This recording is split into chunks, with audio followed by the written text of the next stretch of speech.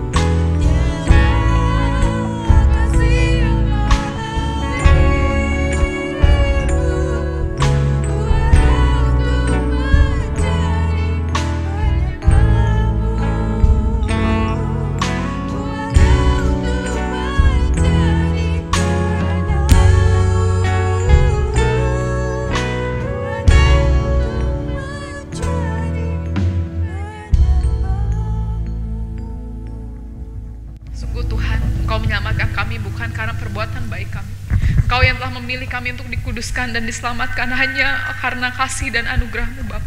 Sebab itu mari Bapa, bersihkan, sucikan hati, pikiran kami, seluruh hidup kami, supaya hari kami sungguh boleh menjadi penyembah-penyembah-Mu yang benar dan mengenal Engkau menjadi kerinduan kami, Tuhan.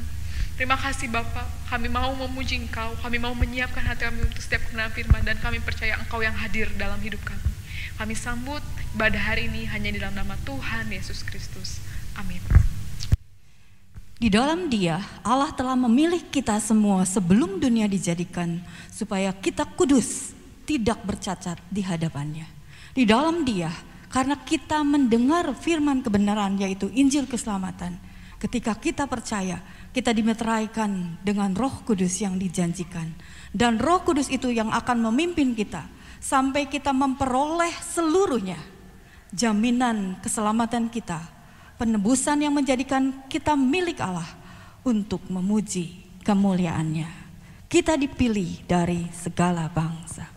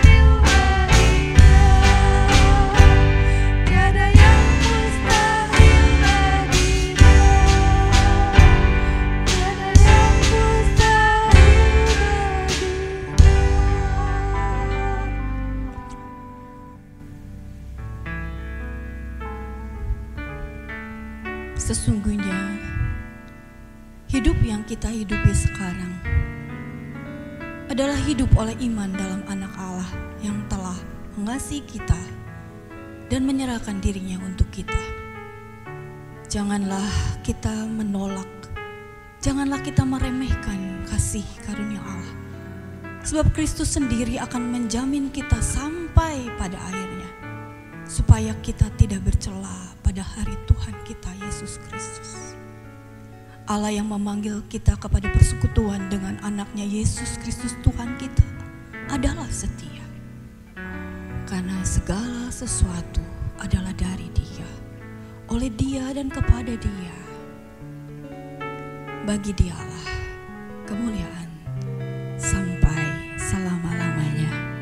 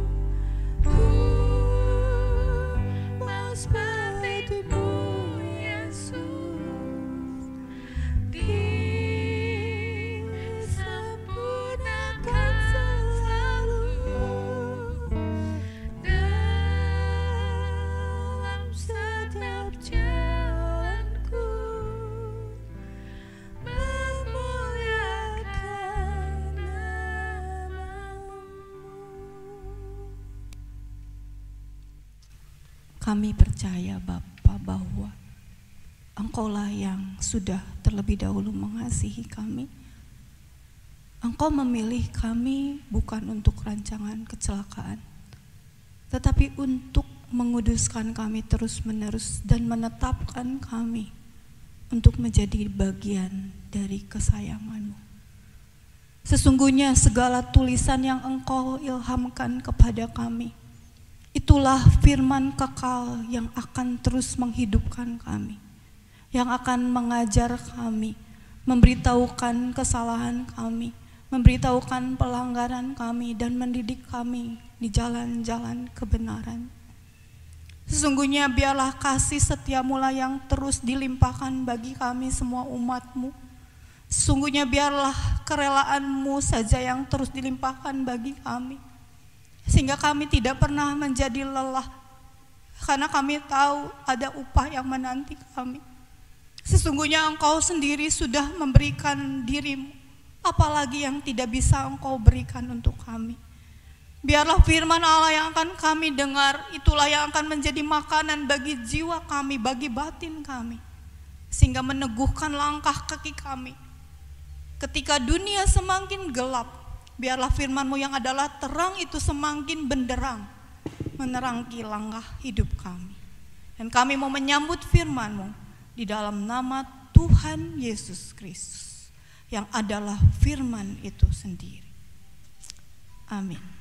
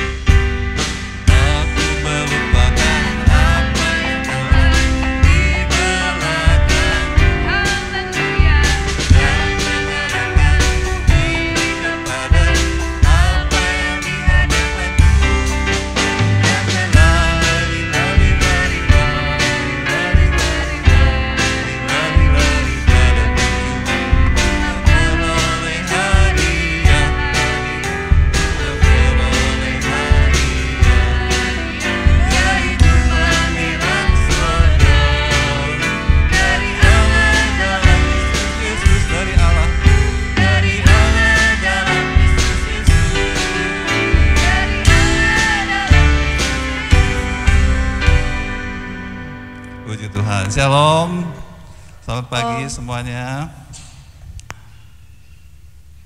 Ya, firman Tuhan hari ini saya ambil dari pujian tadi, Filipi 3 ayat 13 sampai 14. Kalau dipendekin, berlari mengejar hadiah dari Allah. Ya, menarik nggak saudara? Hadiah dari Allah? Seberapa menarik sehingga saudara mau berlari? Berlari capek kan? Berlari itu perlu tenaga dan stamina ya. Jarak pendek juga capek, saudara, yang sprint ya 100 meter itu harus sekuat tenaga. Dan kalau jarak panjang harus jangan terlalu diporsir ya, harus pelan-pelan supaya tetap sampai maraton misalnya. Ya, kita akan baca kembali ayatnya, Filipi 3 ayat 3, dari 13b sampai 14 ya. 1, 2, 3. Aku melupakan apa yang telah di belakangku dan mengarahkan diri kepada apa yang di hadapanku dan berlari-lari kepada tujuan untuk memperoleh hadiah, yaitu panggilan surgawi dari Allah dalam Kristus Yesus. Nah, mungkin kalau mau lihat gambarnya, ini ya, gambar orang berlari ya. Kalau berlari lihat ke depan atau ke belakang? Saudara bisa lari lihat ke belakang? Tapi ada ya olahraga ini berlari mundur ya. Seperti di gambar itu ada yang larinya mundur ya. Jadi gini ya larinya. Memang nggak bisa cepet ya, soalnya sama aja dengan ditutup mata gitu ya. Bukan ditutup mata sih, masalahnya mundur ya. Mundur itu kalau nggak biasa pasti jatuh. Nah, saudara, kenapa Rasul Paulus memakai istilah berlari-lari, mengejar ya,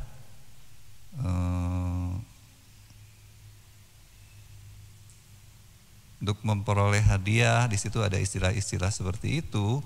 Memang kalau kita perhatikan beberapa kali Rasul Paulus memakai perumpamaan tentang berlari dalam perlombaan. Jadi memang ada tujuan, yaitu memperoleh hadiah, dan setidaknya orang berlari harus sampai di garis finish ya. Jadi jelas yang namanya berlari di dalam perlombaan itu ada tracknya, ada aturannya, ada finishnya, ada selesainya, harus sampai selesai ya. Baru itu seorang atlet itu memenuhi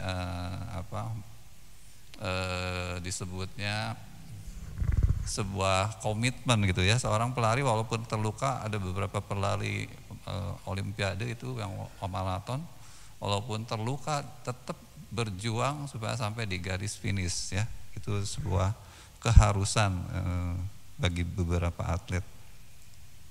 Kita akan perhatikan ya apa yang dimaksud oleh Rasul Paulus dari ayat ini ya. Ayat ini kita sering nyanyi, tetapi apa artinya? Sebab ini sebuah perumpamaan ya.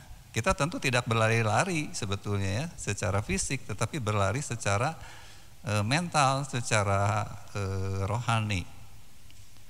Nah, untuk memahami maksud Rasul Paulus, kita akan awali dari kata hadiah gitu ya. Di sini hadiah itu apa dulu? Jadi target yang ingin dicapai oleh Rasul Paulus di situ dijelaskan sedikit di kalimat itu, yaitu panggilan sorgawi dari Allah dalam Kristus Yesus. Hadiah yang adalah panggilan sorgawi di dalam Kristus Yesus itu dijelaskan di ayat 10. Ya, ini kan ayat 13 tadi, ternyata dijelaskan di ayat 10 dengan singkat ya. Saya bacakan ya. Yang ku kehendaki ialah mengenal Dia dan kuasa kebangkitannya dan persekutuan dalam penderitaannya, di mana aku menjadi serupa dengan Dia dalam kematiannya, supaya ya, nah ini supaya, hadiah itu ada di sini, supaya aku akhirnya beroleh kebangkitan dari antara orang mati. Jadi apa hadiah itu, saudara? Atau panggilan sorgawi dari Allah melalui Kristus Yesus adalah kebangkitan dari antara orang mati. Nah ini saudara, hadiah dari Allah, kebangkitan dari antara orang mati. Seberapa berharganya kebangkitan dari antara orang mati yang dimaksud oleh Rasul Paulus? Saudara, di dunia ini tidak ada yang lebih menyedihkan dan lebih mahal ya ketimbang kematian. Ya, kalau saudara belum ngalamin nggak akan tahu rasanya. Tetapi bisa membayangkan ya, bisa membayangkan. Jadi yang namanya orang kalau udah terancam kematian oleh penyakit, oleh kejahatan, misalnya diculik, saudara, itu harus bayar berapa? Itu berani, benar nggak? Berani bayar ya, saudara ya. Mau nyawa atau harta gitu kan? Jadi seberapa mahal saudara menghargai nyawa saudara, itu dari berapa harga yang berani kita bayar. Kalau sakit, kemana juga orang mau berobat, sampai ngutang, sampai nantinya peduli amat nantinya hidup dengan hutang yang besar, yang penting tetap hidup, ya. Nah, itu kematian yang sementara, yang artinya semua orang pasti mati pun orang sangat menghargai. Apalagi yang dimaksud dengan kebangkitan orang mati, yang dimaksud dengan di sini oleh Rasul Paulus adalah kebangkitan dari kematian yang akan menimpa kita semua manusia, yaitu kebangkitan kepada hidup yang kekal. Nah, memang inti dari keselamatan itu kan itu, ya saudara, kebangkitan dari antara orang mati. Itu adalah sesuatu yang tidak boleh kita lupakan menjadi biasa dan lalu menjadi sangat biasa dan menjadi kurang berharga. Sehingga akhirnya kita kehilangan daya tarik, kehilangan gregetnya di dalam mengikuti Yesus. Nah, Rasul Paulus itu tidak pernah mau kehilangan ini, kehilangan rasa saudara ya. Bahwa aku ini dijanjikan oleh Allah akan mendapat kebangkitan dari antara orang mati. Dan itu adalah hadiah yang terlalu besar bagi Rasul Paulus. Apakah itu masih terlalu besar buat saya dan saudara? Itu selalu menjadi faktor utama. Kenapa kita nggak semangat? Kenapa kita nggak bisa berlari-lari di dalam menuju kepada hadiah itu? Ya, saudara. Pertama itu ya. Mungkin saudara masih bingung kenapa mesti berlari-lari, kan hadiah itu hidup yang kekal itu adalah anugerah dan sebagainya. Oke, nanti kita akan bicara ke sana ya.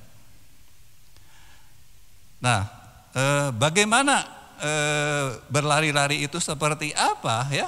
Oke, hadiahnya jelas kebangkitan dari antara orang mati. Lalu berlari-lari ini, jadi apa yang harus dilakukan? Rasul Paulus melakukan apa yang diumpamakan dengan berlari-lari? Dari bahasa Inggris, kalau saudara baca terjemahan bahasa Inggris, maka mereka memakai kata terus-menerus berlari, ya. Jadi berlari-lari ini artinya berlari tidak boleh berhenti, ya, saudara ya. Sampai di finish. Nah, di ayat yang sama, Filipi 3 ayat 10 dan 11 yang tadi sudah dibaca, itu sudah dijelaskan yang ku kehendaki, ya. Nah, inilah yang dimaksud Rasul Paulus dengan berlari-lari, yaitu yang ku kehendaki ialah satu, ya, mengenal Yesus dan kuasa kebangkitannya, ya. Yang kedua adalah ikut serta dalam penderitaan Kristus. Yang kedua ya, persekutuan dalam penderitaannya, turut menderita. Yang ketiga adalah serupa dengan Yesus dalam kematiannya. Ya, apa artinya mengenal Yesus dan kuasa kebangkitannya? Mengenal Yesus tentu sederhana ya. Saudara mengenal pribadi Yesus ya, segala-galanya tentang Yesus.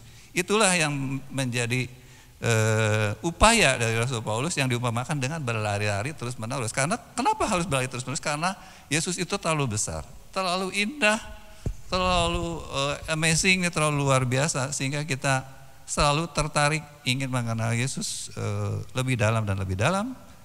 Dan kuasa kebangkitan Yesus inilah sebetulnya yang menjadi jawaban kenapa kita bisa mengenal Allah, karena melalui kebangkitan Yesus itu dibuktikan bahwa kematian, nah ini ya, kematian itu sudah dikalahkan ya oleh kebangkitan Kristus.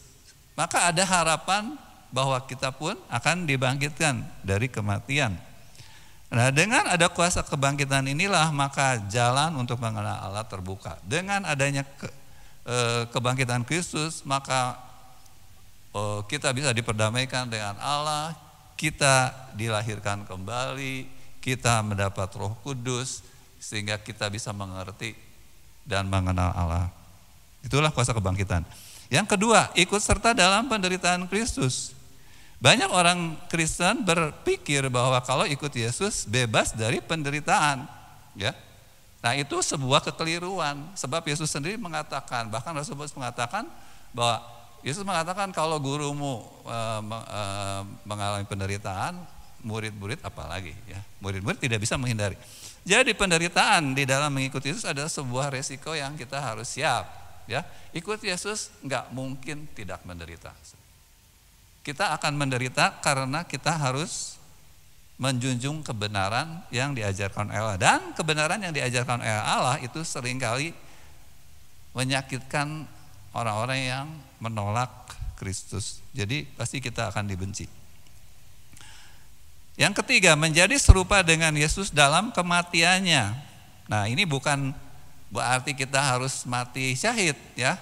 Mati syahid itu adalah keistimewaan, tidak semua orang bisa mengalaminya. Tetapi kita semua harus serupa dengan Yesus dalam kematiannya. Dalam arti apa, saudara? Supaya kita bisa serupa dengan Kristus dalam hidup sehari-hari, maka pertama itu kita harus mati dulu terhadap dunia ya.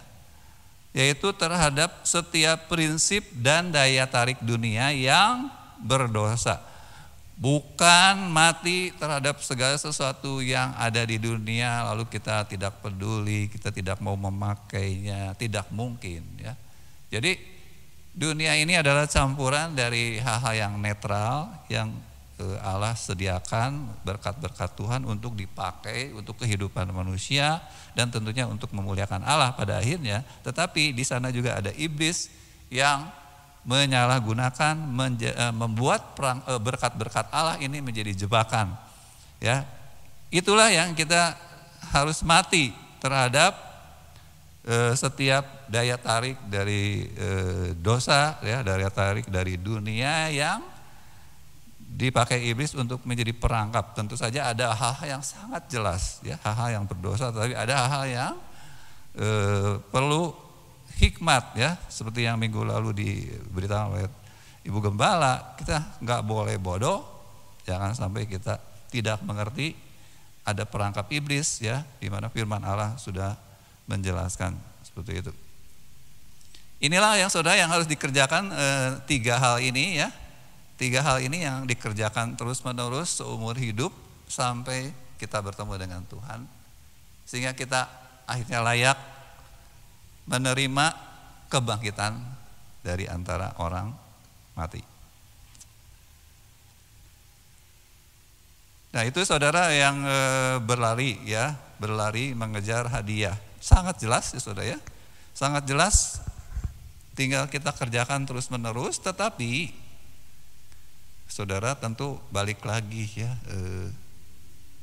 seberapa besar hal ini, seberapa penting sehingga kita mengejarnya sedemikian rupa, ya.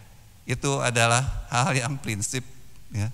Kalau kita tidak tertarik, kita kehilangan sekali lagi, ya, kebangkitan orang mati kah, pribadi Yesus yang kalau nyanyi sampai nangis. Kalau nyanyi tentang Yesus sampai nangis, ya, tentang kasihnya, tentang pribadinya, nangis. Tetapi waktu kita ada di hari-hari biasa, apakah tetap terharu atau kita pusing, ya, kita larut dengan hiruk pikuk dunia sehingga seolah itu dua hal yang berbeda, ya. Padahal di sini Rasul Paulus memilih untuk melupakan apa yang di belakang,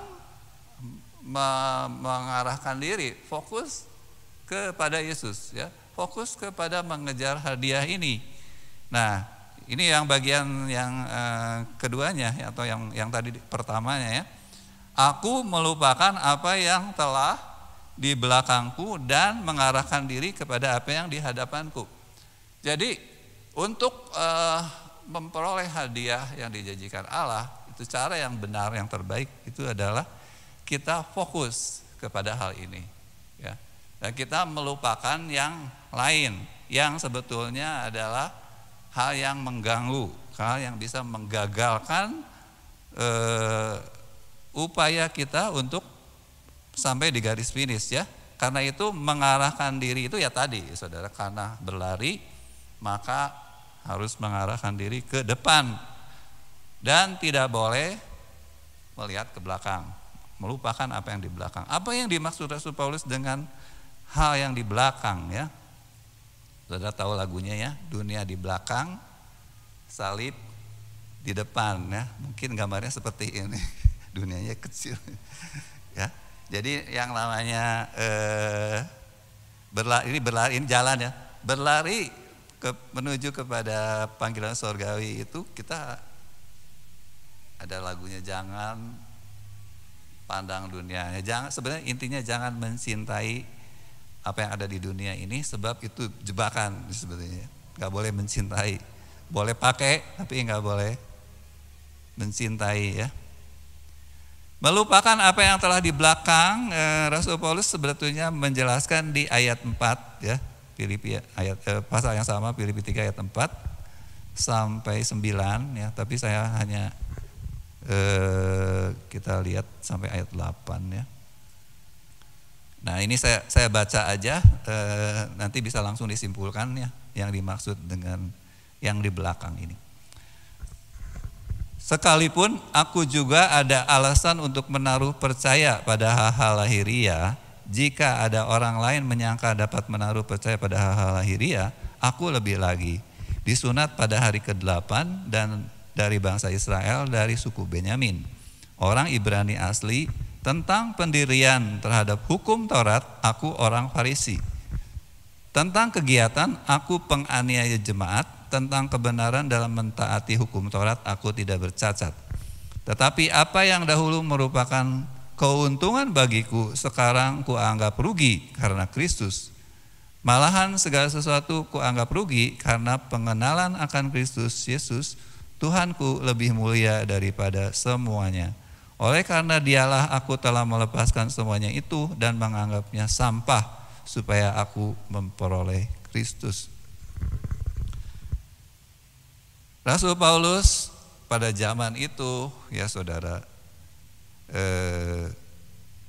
menjadi seorang ahli Taurat, jadi orang Farisi itu adalah sebuah karir yang terhormat. Jadi saudara mungkin kalau hari ini agak kurang, nggak tahu, kurang nyambung ya, mungkin kalau sekarang yang cocok pendeta ya, jadi pendeta, jadi ulama gitu ya. Di kalangan Kristen kelihatannya sudah bukan karir yang bagus gitu ya. Masih ada sih, masih ada ya. Sekarang ini yang malah yang banyak berlomba-lomba jadi hamba Tuhan itu adalah para pengusaha yang sukses katanya. Sementara saudara di sekolah-sekolah teologi yang saya tahu ya, misalnya di Bandung gitu. Dulu waktu saya kuliah itu dari Bandung nggak ada satupun yang sekolah. Ada yang paling dekat itu Cimahi. Jadi saya satu-satunya ya bukan, maksud saya yang STT sekolah tinggi teologi ya, yang nanti gelarnya STH, jadi lulus SMA masuk situ, itu nggak ada yang dari Bandung, paling dekat Cimahi.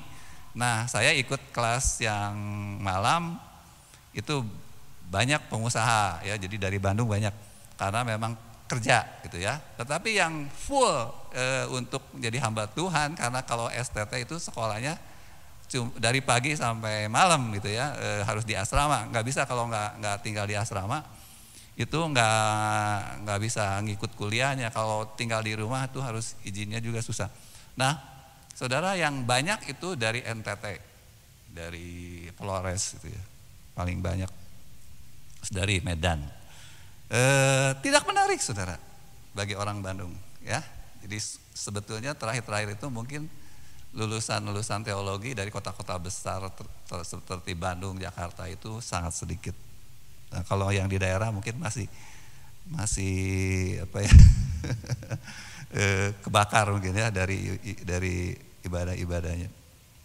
Nah, jadi tapi kalau saudara lihat di agama lain ya, agama di Indonesia yang mayoritas ini masih saudara, kita bisa memahami apa yang dikerjakan oleh Rasul Paulus waktu itu dengan hari ini di negara kita itu seperti itu.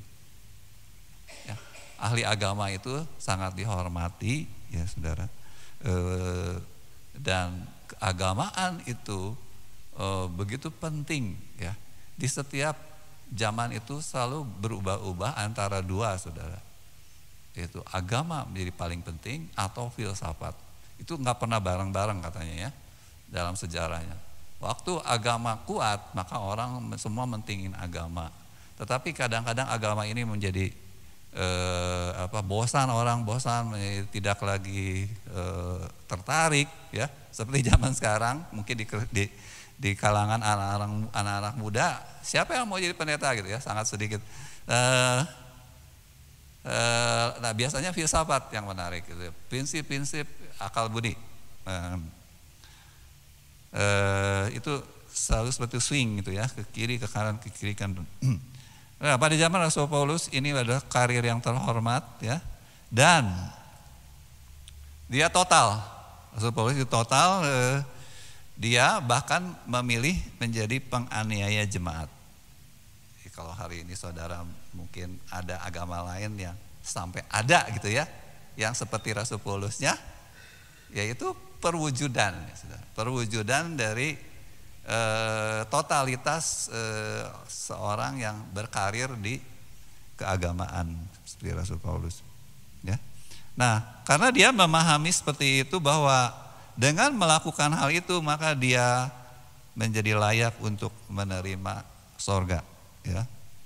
Tetapi sesudah Rasul Paulus berjumpa dengan Yesus, tepatnya dijumpai oleh Yesus, karena bukan Rasul Paulus yang mencari ya, Yesus yang datang di perjalanan Rasul Paulus menuju Damsyik.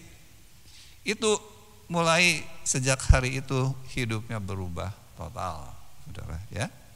Dia menemukan hal yang sungguh mulia dan berharga, yaitu Yesus. Itu ada Yesus, ada pribadi Yesus ya, yang tidak pernah dia kenal sebelumnya. Allah yang dia kenal melalui hukum Taurat ternyata sangat sedikit gitu ya. Melalui Yesus yang datang menjumpai dirinya, Rasul Paulus menemukan Allah yang sebenarnya ya, Allah yang begitu penuh dengan kasih, yang rela dianiaya, dan waktu sesudah dianiaya pun Yesus masih mau menemui Rasul Paulus, bahkan memakai Rasul Paulus untuk menjadi alatnya ya. Itu sungguh luar biasa. Dan dengan demikian Rasul Paulus juga menemukan, oh ternyata selama ini yang dia kejar-kejar dengan berlari-lari juga ya saudara ya. Bayangin saudara ya. Mungkin masih muda Rasul Paulus waktu itu, sampai begitu mendaftarkan diri menjadi penganiaya jemaat ya, minta surat, mungkin dia sendiri yang punya ide, minta persetujuan untuk menyeret orang-orang Kristen keluar dari rumah lalu merajam gitu ya dengan batu. Luar biasa ya saudara ya, semangat yang berapi-api untuk melayani Allah yang menurut dia menginginkan hal itu, dan ternyata salah total ya. Rasul Paulus kemudian baru mengerti. Nah, dengan pertemuan ini, dengan perjumpaan dengan Yesus inilah maka Rasul Paulus akhirnya mengerti bahwa yang lebih mulia, yang paling penting adalah sekarang saya mau menjadi hamba Allah, menjadi hamba kepada Yesus, melayani Yesus. Seperti itu ya saudara. Pertemuan dengan Yesus mengubah pandangan manusia mengenai arti hidup ini ya. Ternyata kita memiliki Allah yang begitu mengasihi kita, yang sudah menyediakan segala sesuatu yang kita inginkan di bumi ini yang begitu sulit, yang kita harus berlari-lari mengejarnya. Kalau enggak larinya cukup kenceng, kita enggak kebagian saudara.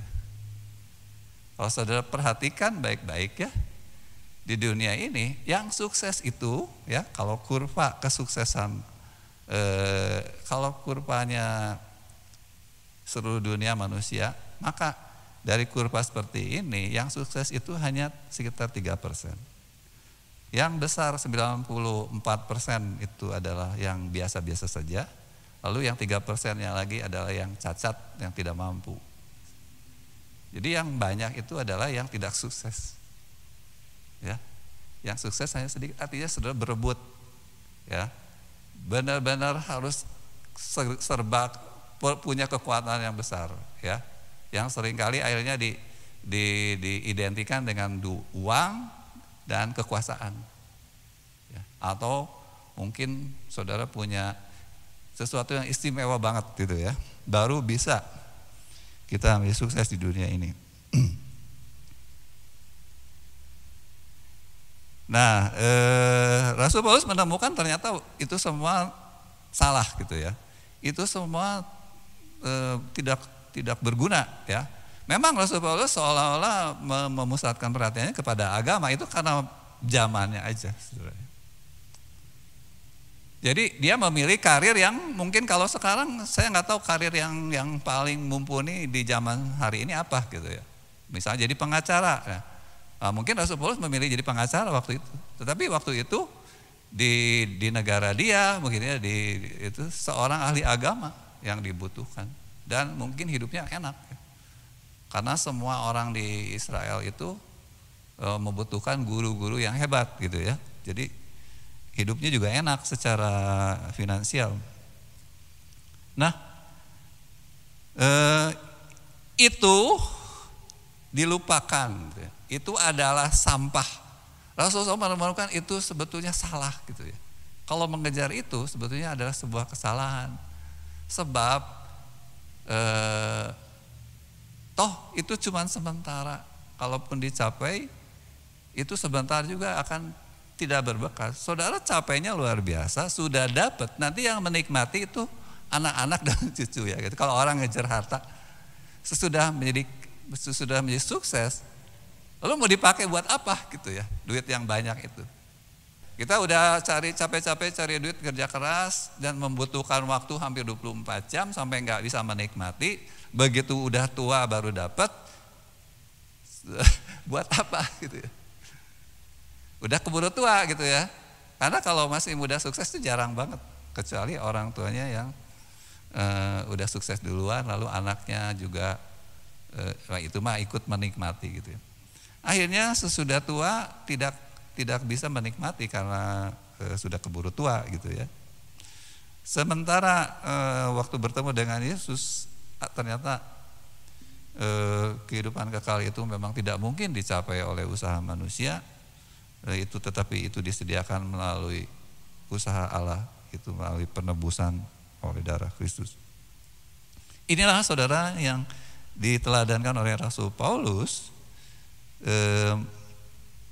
mengenai bagaimana sebetulnya dampak dari pertemuan dengan Yesus bagi kehidupan umat manusia. Ya, sesuatu yang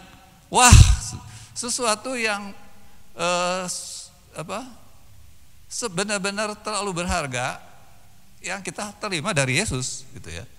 Sehingga sejak itu hidup kita sebetulnya menjadi sangat berbeda dengan apa yang menurut dunia, saudara. Ya saudara mau apa lagi kalau memang di dalam kehidupan yang akan datang ada hidup yang kekal. Hidup yang kekal itu saudara sebenarnya bukan mengenai tempat di mana. Tetapi kita menjadi manusia yang abadi. Itu sebetulnya ya. Kita itu dibebaskan dari kematian itu sebetulnya. Karena kita tidak akan mati lagi dan karena kita tidak lagi bermusuhan dengan Allah, itulah hidup yang soal tempat itu tidak terlalu lagi menjadi penting, saudara ya. Karena ada bersama dengan Allah dimanapun Tuhan bisa menciptakan apapun ya. Seperti apa sorga tidak terlalu menjadi penting, saudara. Yang penting itu adalah bahwa kita tidak akan mati lagi dan kita berkenan kepada Allah. Itu adalah sesuatu yang diinginkan oleh manusia bisa terjadi di bumi ya. Tidak pernah sakit lagi ya, bebas dari masalah-masalah yang tidak bisa diselesaikan. Kita ingin hal itu terjadi di bumi, tetapi Tuhan menyediakan itu bukan di bumi ya, bukan di bumi ini, tetapi di dalam kehidupan yang kekal. Jadi inilah yang memang harus kita terus belajar bagaimana supaya kita menganggap ini sebagai sesuatu yang sudah selesai sebetulnya. Sesuatu yang sudah menjawab semua keluh kesah kita mengenai hidup di bumi. Jadi istilahnya ya sudah sabar sebentar lagi. Seperti sekarang saudara, corona ini, aduh kok kayak gini ya udah sabar, kan pasti gitu ya. Semua ahli virus itu menjanjikan pasti akan ketemulah vaksinnya. Jadi harapan kita kan sebetulnya ada ya saudara. Corona ini pasti bisa diatasi, cuman perlu waktu. Jadi apa saudara, di sementara vaksinnya belum jadi, ya sabar gitu ya. Sabar, nikmati aja segala keterbatasan ini ya, jangan kita memaksakan seolah-olah sudah tidak ada harapan gitu ya. Jadi nekat, wis lah sabodo lah, kuna pae gitu ya. Seolah-olah ini adalah sesuatu yang tidak bisa diatasi sama sekali gitu ya, sudah hopeless. Ya, tidak saudara ya. Corona dijanjikan tahun depan, bahkan ya awal tahun depan, bahkan sekarang di Cina, di Taiwan itu sudah disuntik virus bulan ini saudara. Seluruh penduduknya akan disuntik di Taiwan ya. Yang saya dengar, nggak tahu kalau salah. Jadi sudah kelihatan, sudah sangat jelas ya. Kita akan melewati, kita akan disuntik, lalu kita coronanya mungkin tetap ada, tetapi kita bebas bergerak, bertemu orang-orang lagi, nanti tidak lagi dibatasi. Nah itu sama saudara dengan mengenai hidup yang kita dambakan, itu di dunia ini sudahlah kita gak akan dapat sebetulnya. Mau kayak apa sih ya? Sok aja saudara bayangkan apa yang saudara harapkan bisa membahagiakan kita di dunia ini. Lalu caranya apa? Lalu menurut saudara itu pasti bisa dinikmati. Dengan memperhitungkan semua ya saudara, bahwa umur kita, kesehatan kita, lalu bahwa kita juga harus bersaing dengan orang-orang, dan itu juga kalaupun dapat gitu ya, itu juga tidak membahagiakan ternyata. Karena semuanya itu semu saudara ya. Di dunia ini tidak bisa itu diperoleh. Artinya kita harusnya kan, ya iya, ini Yesus tuh menawarkan sesuatu yang menjadi jawaban atas pencarian kita selama di dunia. Kenapa kita maksain harus sekarang gitu? Kenapa kita nggak bisa sabar? Itu ya. Itu. Nah jadi fokus kepada apa yang akan datang, jangan sampai ini nggak dapat. Nah inilah saudara, walaupun Rasul Paulus mengajarkan kepada kita bahwa keselamatan itu adalah pemberian, ya kan? Keselamatan itu anugerah, bukan usaha kita, tetapi kita tetap harus mengejar dengan berlari-lari. Nah inilah saudara, jangan sampai keliru ya. Oh data mah dibere, kita sudah dipilih sebelum dijadikan, jadi cicing aja ya. Nikmati aja hidup ini, nah, kita pasti selamat. Tidak, Rasul Paulus tidak mengajarkan hal seperti itu ya. Kita dipilih untuk menjadi kudus tak bercacat. Jadi saudara, kalau kita tidak berlari-lari mengejar kekudusan ya kan, berlari-lari di dalam mengenal Allah dan berkenan kepada Allah dan menikmati ya kuasa kebangkitan Tuhan di dalam hidup kita yang mengubahkan hidup kita, maka saudara tidak akan kuat ya, ketika pencobaan datang, ketika dunia ini ya menggoda saudara, ketika penderitaan akibat dosa itu akhirnya tipu daya iblis, akhirnya menyesatkan hati kita. Jadi saudara, bagaimana kita belajar dari apa yang Rasul Paulus uraikan ya di Filipi pasal 3 ini adalah, yang pertama adalah, sudahkah saudara berjumpa dengan Yesus atau dijumpai oleh Yesus? Nah seharusnya semua orang mengalami, tetapi mungkin ada yang mengalaminya cuma sekali ya. Begitu bertemu dengan Yesus, caranya macam-macam ya. Rasul Paulus seperti itu, tetapi saudara pasti beda-beda. Tiap orang beda-beda. Waktu saudara bertemu dengan Yesus pasti sesuatu terjadi. Saudara tiba-tiba sangat mencintai Yesus, sangat senang beribadah, saudara menjadi sangat senang baca Alkitab.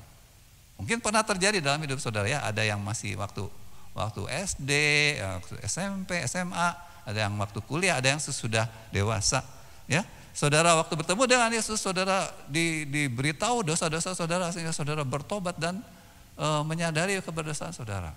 Waktu saudara bertemu dengan Yesus, saudara waktu itu sakit, ya, dan menjadi putus asa. Lalu saudara akhirnya bertemu dengan Yesus yang menyembuhkan saudara. Atau saudara punya utang besar nggak bisa bayar, lalu bertemu dengan Yesus dan utang saudara dilunaskan. Cara bertemu dengan Yesus itu macam-macam, tetapi semua yang dipilih Tuhan pasti mengalami perjumpaan dengan Yesus. Tetapi banyak orang ketemu lupa, seperti 10 orang kusta, ya, sudah sembuh lupa berterima kasih sama Yesus, cuman 1 orang yang balik lagi. Nah, kita ini jangan sampai kehilangan itu ya, itu seringkali disebut cinta mula-mula gitu ya. Itu cuman seperti limun ya, meletup sebentar lalu terus hilang, gregetnya hilang. Saudara lalu menjadi serakah seperti orang-orang Israel ya. Udah lihat tulah 10 tulah, lihat keajaiban Tuhan menyeberang laut Tabarau, mana di padang gurun, enggak pernah cukup. Selalu haus dengan mujizat, selalu minta daging kalau bisa, apapun diminta gitu ya. Nah, kita fokus kepada diri sendiri. Jadi inilah yang harus ditinggalkan. Aku melupakan ya tujuan-tujuan orang-orang yang hidup di dunia yang tidak mengenal hidup kekal, yang tidak mengenal Yesus yang rela mati buat kita. Sehingga kita itu ya seperti itu saudara, mengejar, berlari, berebut ya, supaya kita dapat apa yang akan membahagiakan, menurut kita akan membahagiakan kita di dunia ini gitu ya. Bentuknya itu sebetulnya sama. Jadi bertemu dengan Yesus ya, tetapi lalu hanya ingin memperalat itu, hanya ingin berkatnya saja. Kenang-kenangan mengenai perjumpaan dengan Yesus itu keliru. Yang diingatnya adalah betapa bahagianya hari itu saya mendapat pertolongan, bukan kepada pribadi yang memberi gitu. Nah, makanya perlu dilanjutkan dengan mengenal siapa ini Yesus yang peduli pada saya gitu. Siapa Tuhan itu gitu. Dia bukan manusia gitu ya. Dia Allah. Nah, bagaimana Allah bisa berinteraksi di dalam hidup saya? Bagaimana saya bisa bergaul dengan Allah yang begitu mengasihi saya, bahkan rela menyerahkan nyawa? Lalu bagaimana dengan hidup saya di bumi? Seperti apa keterlibatan Tuhan yang ingin Tuhan lakukan dengan hidup saya? Ini sesuatu yang menarik harusnya. Perjumpaan yang dilanjutkan dengan persahabatan, pergaulan erat. Itu yang seharusnya orang Kristen lakukan, berlari mengejar itu. Karena waktu saudara mengejar bersama dengan Yesus, kebahagiaan, kekuatan di dalam perjalanan yang kita jalani di bumi itu berbeda dengan orang-orang yang berlari di dunia, yang berlari ke arah yang berbeda.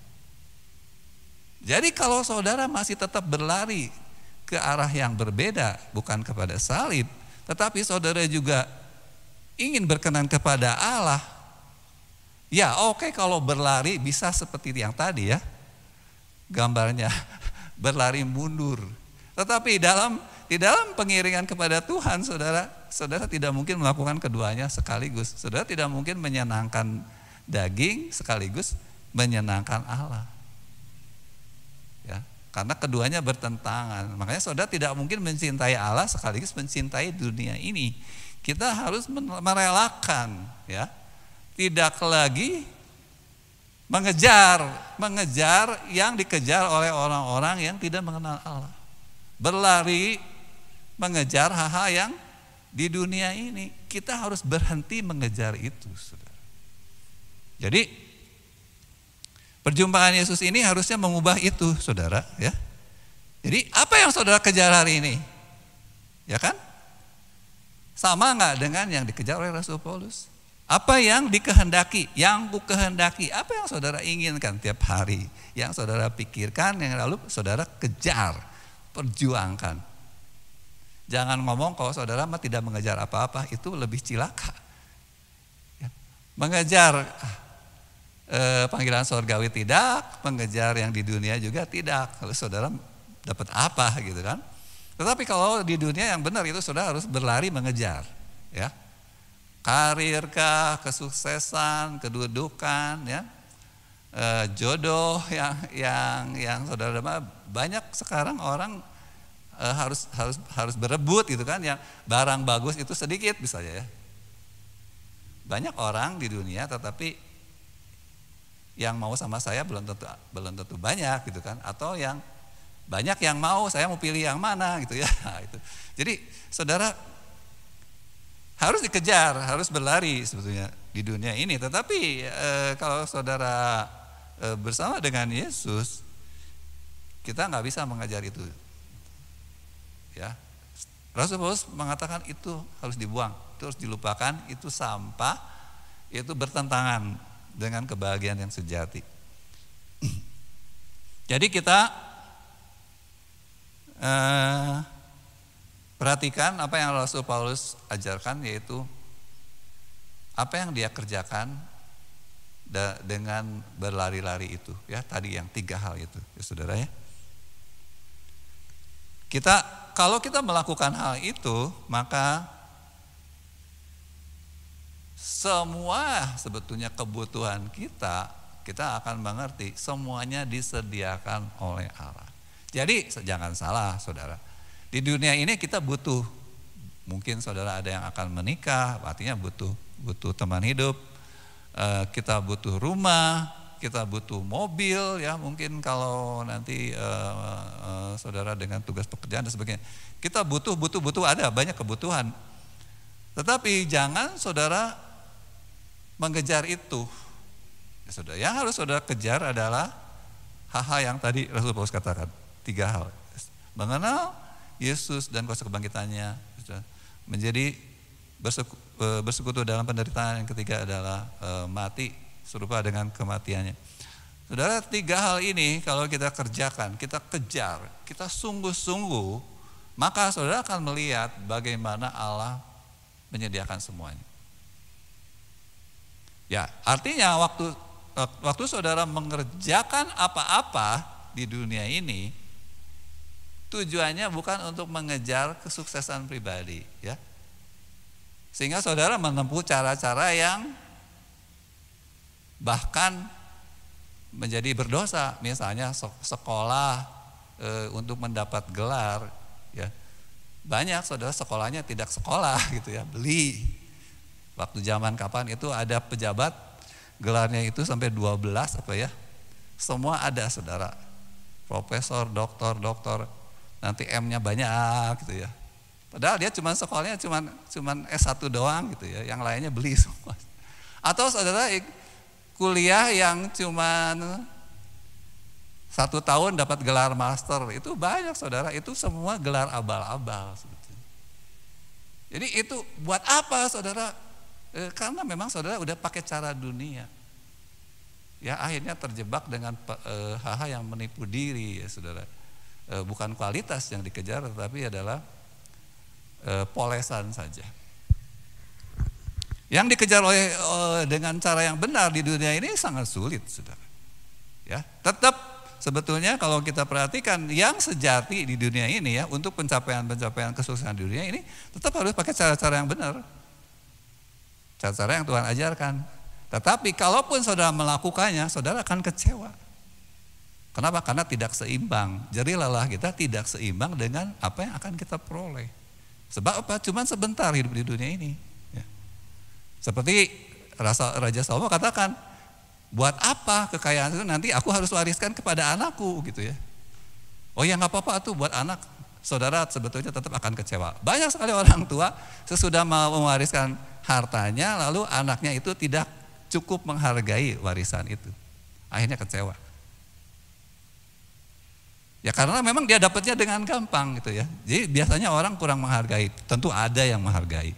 Ya, ada anak-anak konglomerat yang sangat menghargai harta yang diwariskan oleh ayah ibunya sehingga bisa menjadi lebih sukses. Tetapi kebanyakan seperti itu. Jadi artinya saudara, Tuhan sebetulnya sudah memberitahu kepada kita bahwa yang Tuhan mau kasih itu bukan itu gitu ya, bukan itu. Jadi artinya saudara lupakan semua tujuan-tujuan itu. Kalau kita ada di dalam tugas, nah lalu bagaimana kita jadinya harus bagaimana?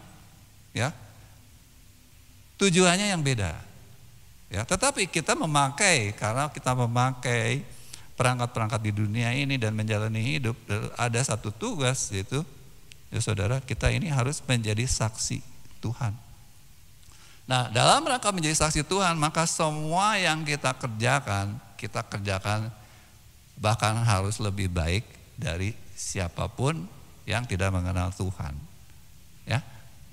Artinya kita bekerja seperti orang berlari-lari mengejar karir seolah-olah, tetapi sebenarnya tidak boleh. Jadi saudara tidak akan pernah kecewa ketika saudara dihianati, ya. Saudara seharusnya layak menjadi pegawai terbaik bulan ini, tetapi saudara dihianati, itu datanya gimanain gitu ya misalnya. Saudara anak sekolah paling pintar sebetulnya, tetapi teman-teman kamu pada nyontek semua, apalagi lagi belajar dari rumah, sehingga nilainya sama aja bagusnya dengan yang saudara dengan teman-teman, karena saudara juga mungkin harus memberi contekan gitu. Ya, jadi cara yang kita tempuh itu tidak berbeda seperti berlari mengejar, tetapi yang kita kejar adalah perkataan Allah. Yang kita kejar adalah kita harus jadi saksi, artinya kita terbatas. Kita tidak akan menempuh cara-cara yang kotor. Dan kita pasti akan lebih sulit. Ya. Tetapi karena kita tidak punya target, maka kita tidak merasa terbebani. Amin, saudara? Tidak. Saudara harus menikah umur sekian, saudara harus menikah dengan siapa, itu tidak ada, harus dihilangkan. Target-target itu target-target dunia. Tetapi kalau saudara harus menikah, saya ingin pernikahan saya itu menjadi kesaksian. Lalu cari ayat-ayatnya. Bagaimana supaya saya dengan pasangan saya itu menjadi saksi Tuhan. Nah, makanya kan beda tujuan pernikahannya. Kualitinya harus bagus, ya jelas harus bagus. Kalau enggak jangan menikah, saudara. Buat apa saudara paksakin harus menikah umur sekian? Malah akhirnya saudara kacau gitu ya, tidak bisa menjadi saksi Tuhan. Terus buat apa? Makanya bukan lagi tujuan kita itu ya. Mengenai menikah, mengenai menjadi kaya, mengenai menjadi terkenal, disukai semua orang, termasuk mungkin yang paling sederhana adalah saudara, apa yang menjadi beban bagi banyak orang adalah saya ingin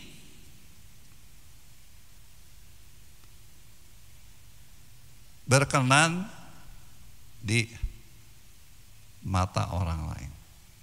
Saudara mungkin seorang ibu rumah tangga di rumah ya, kerjanya tiap hari di rumah doang. Kerjanya masak, nyuci, ngepel ya. Ngurus rumah, ngurus anak-anak. Saudara ingin dihargai oleh suami, oleh anak-anak ya, oleh mertua mungkin ya. Lalu saudara capek berlari-lari di situ puputeran gitu ya, capek lalu dengar di medsos ya, banyak sekali postingan-postingan yang memanas-manasi, akhirnya marah ya saudara ya, marah akhirnya menimbulkan masalah-masalah yang baru. Semua saudara, semua yang manusia ini, kenapa sih manusia itu butuh haus, butuh pengakuan, butuh dianggap oleh orang lain, sehingga kita berjuang keras gitu ya, berlari dan menjadi lelah. Makanya jangan seperti itu lagi, kita jangan beralih seperti itu lupakan ya. Lupakan target. Tetapi bahwa waktu saudara tidak berhasil melayani dengan baik sebagai seorang istri, sebagai seorang suami, sebagai anak-anak dalam rumah, sebagai atasan, sebagai bawahan, sebagai siapapun, saudara di tengah-tengah masyarakat, saudara tidak berhasil menjadi contoh, tidak berhasil melayani dengan baik, saudara harus malu.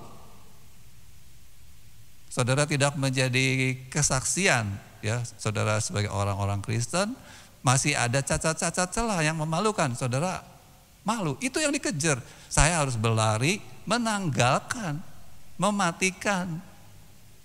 Itu doang, saudara. Dan sebetulnya kalau saudara lihat di Indonesia, gubernur-gubernur yang berjuang seperti itu malah menjadi sukses. Ini cara yang murni. Tidak dikejar, kesuksesan itu tidak, tetapi mengikuti. Amin. Dimanapun saudara berada, harus ingat selalu saya ingin menjadi saksi.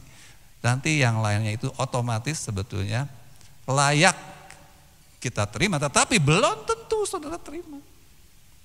Karena menjadi orang yang sukses dengan cara yang benar, itu pasti banyak musuh yang terus berpikir keras bagaimana menjatuhkan saudara.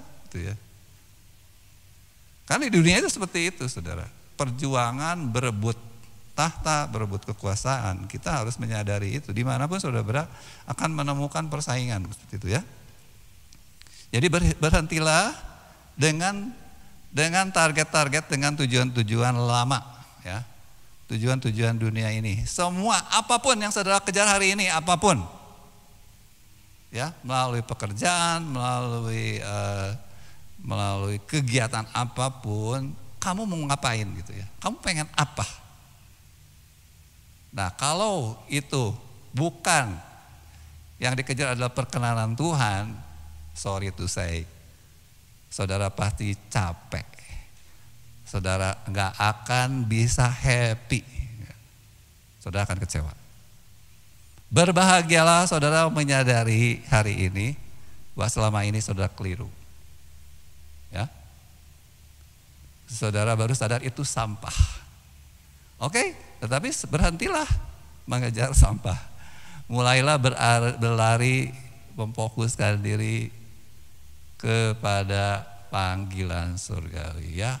Ini adalah sesuatu yang pasti ya saudara. Dan untuk itu saudara harus menunjukkan sikap yang serius. Ya, keselamatan itu anugerah, tetapi mari menyambutnya dengan berlari-lari ya, dengan mengejar saudara, sesuatu yang serius, yang bahkan Rasul Paulus mengatakan jangan-jangan aku sudah mengajar, aku sendiri ditolak, seolah-olah keselamatan itu belum tentu didapat. Ingat ini ya, kita yang sudah belajar firman, ya keselamatan itu diberi, tetapi jangan kita menganggapnya remeh anugerah itu, kita menyepelekan ya turunannya, yaitu bahwa kita harus mengejar kekudusan dan sebagainya, lalu seolah-olah saudara tidak akan ditolak. Ada ayat-ayat yang mengancam, tetapi memang saya juga harus mengatakan keselamatan itu Tuhan yang mengatur. Jadi pasti dapat gitu istilahnya ya.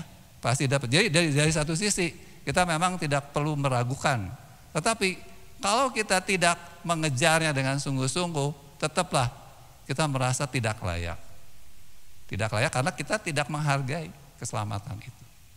Oke? Dan waktu kita mengejar itu ya dengan segala bentuk-bentuk kegiatan yang tentu berbeda dengan Rasul Paulus, saudara mungkin tidak memberitakan Injil kemana-mana, tetapi saudara bisa menjadi saksi dimanapun saudara berada. Oke? Dan dengan saudara melakukan hal itu, saudara akan mendapatkan semua yang terbaik yang memang Tuhan sediakan. Dan kalau saudara tidak dapat, misalnya saudara tetap tidak bisa menikah, itu yang terbaik. Tetap tidak punya rumah sampai mati, itu yang terbaik buat saudara. Enggak apa-apalah. Itu ya. Enggak apa-apa saudara. Ya tentu boleh berharap, boleh beriman. Saya tidak mengerti bagaimana pengaturan Tuhan. Mungkin semuanya juga tergantung kita juga. Tetapi yang penting kita sudah berterima kasih kepada janji yang ada di depan kita. Itulah hadiah yang terutama. Kita sudah punya sesuatu dan kita memfokuskan diri kepada hal itu. Dan Tuhan bilang semua yang di dunia kamu tidak usah pusingkan. Percayalah saudara, itulah yang Rasul Paulus ingin kita semua ikut menikmatinya ya saudara. Jadi gambarnya Ya, saudara mau berlari maju atau mundur? Ya, sebetulnya nggak capek dong mundur ya, capek. Mungkin saya mau pengen dua-duanya, pengen orang-orang suka sama saya, seneng rasanya dipuji-puji, ya silahkan. Ya, silahkan, target harus dicapai, silahkan. Tapi menurut saya capek, ya sebetulnya itu sampah. Oke?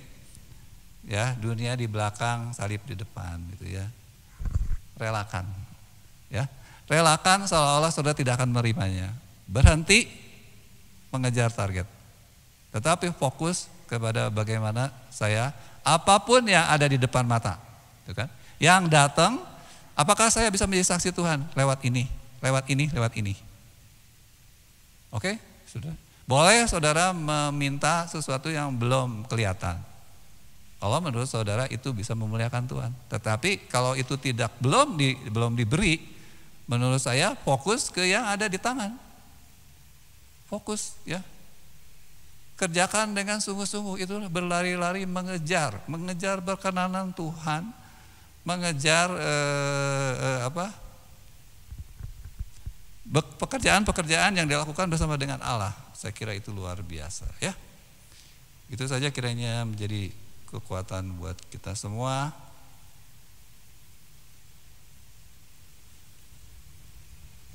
Kita akan masuk dalam doa.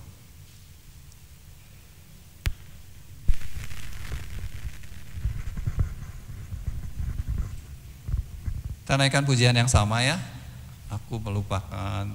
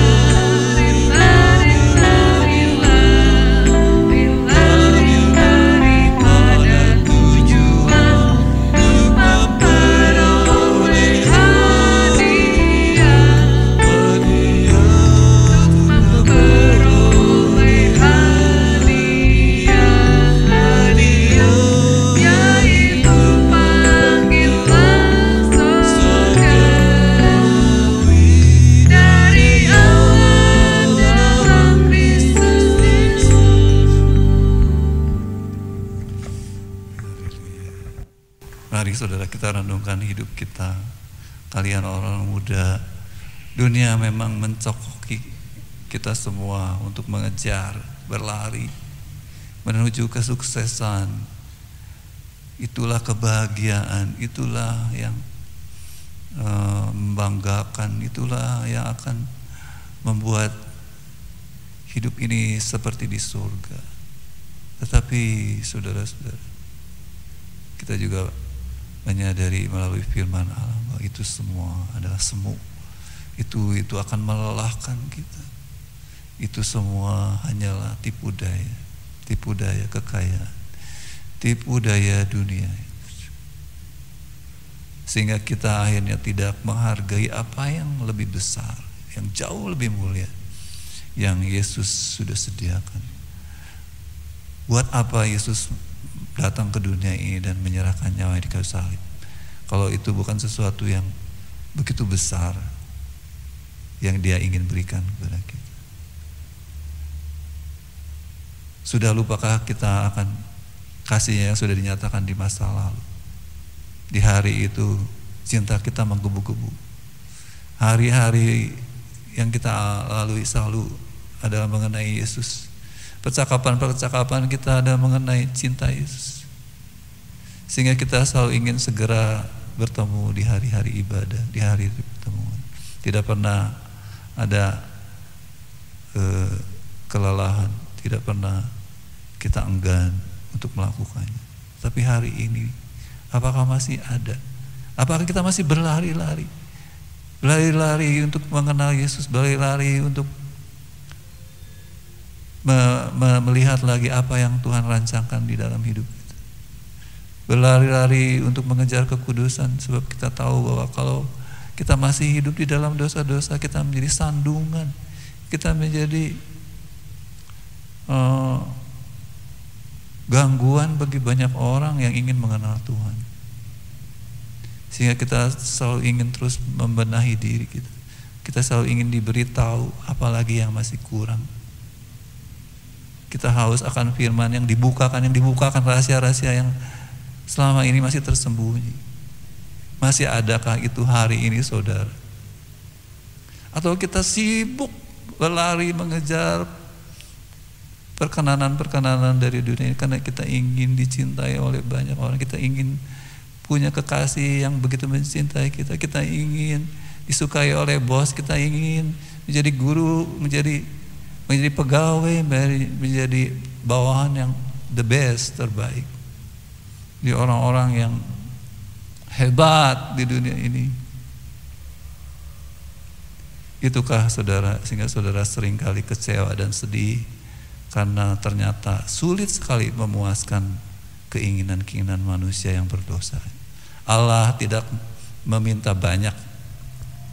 Allah menyediakan semua yang kita butuhkan untuk menjadi berkenan kepadanya, dan itu tidak sukar. Adalah kita berhenti dari berbuat dosa. Mari saudara-saudara, menikmatilah sebetulnya kehidupan bersama Yesus itu. Kehidupan yang luar biasa. Kembalilah, mintalah kembali Tuhan membangkitkan cinta di hati kita. Cinta yang sejati itu, supaya kita tidak lagi mengejar apa yang di dunia, tetapi mengejar apa yang dari surga, panggilan surgawi, kehidupan yang Tuhan sediakan, yang ada di masa depan. Tetapi selama di dunia kita sudah menikmatinya, yaitu perjalanan bersama dengan Allah di dalam Kristus Yesus. Kita naikkan pujian sekali lagi.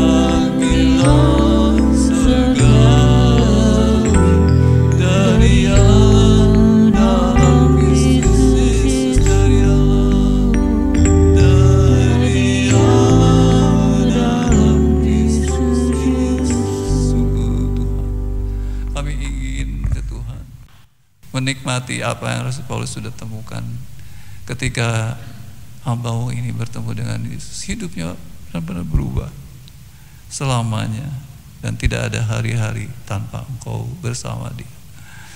Tuhan, kami ingin hidup seperti itu Tuhan.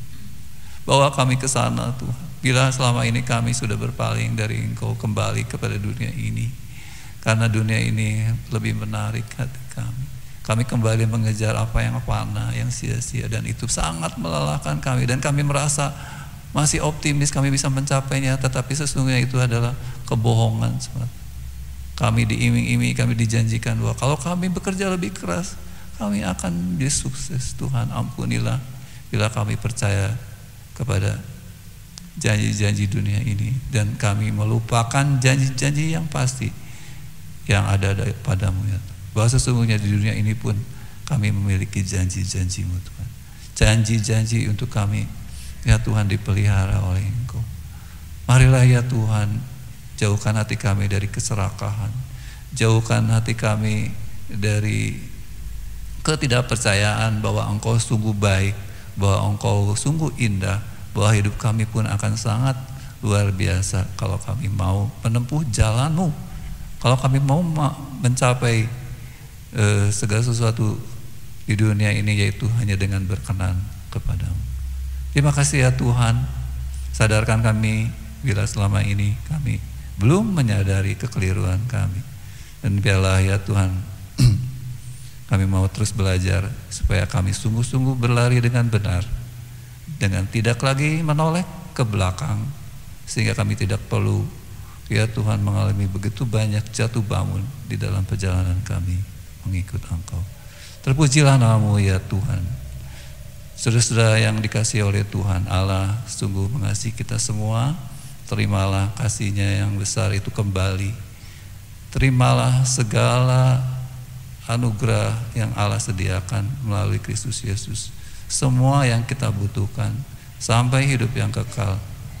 Kiranya Roh Kudus menolong kita semua untuk tetap setia di dalam jalan-jalan Tuhan, sampai kita bertemu Dia di awan-awan yang permai ketika Yesus datang kali yang kedua. Di dalam nama Tuhan Yesus Kristus. Amin. Selamat siang.